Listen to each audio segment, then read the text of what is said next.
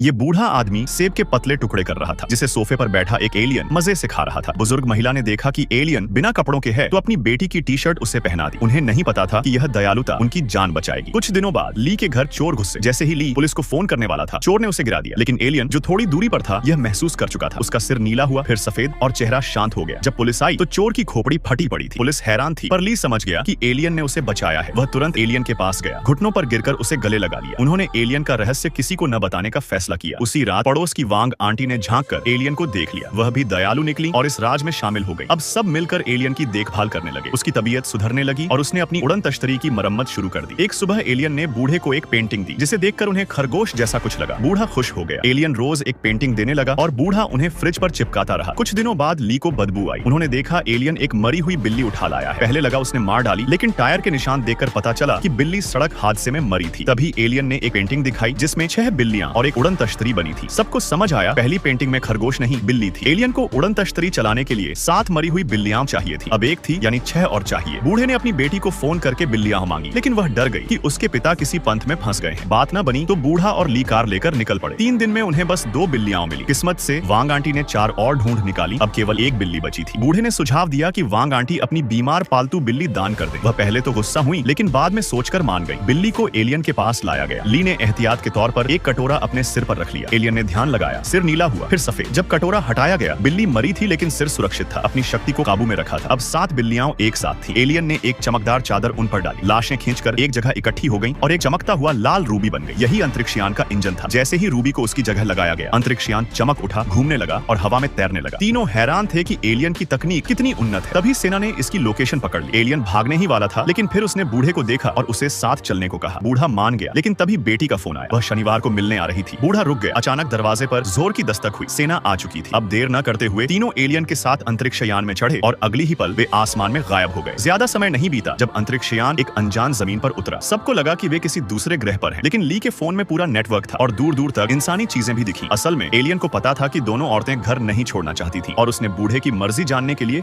उसे यहाँ लाया था। बूढ़े ने बेटी की कॉल आखिरी बार एलियन से याद दिलाई। एलियन उड़न तश्तरी में बैठकर चला गया। तीनों की जिंदगी फिर अकेली हो गई। कभी कभी वे मिलकर एलियन को याद करते। एक रात बूढ़ा अकेले टीवी देख रहा था, तभी बाहर तेज रोशनी चमकी और फिर एक जाना पहचाना साया उतरा। बूढ़े के चेहरे पर मुस्कान आ गई। उसे पता था एलियन वापस आ गया है।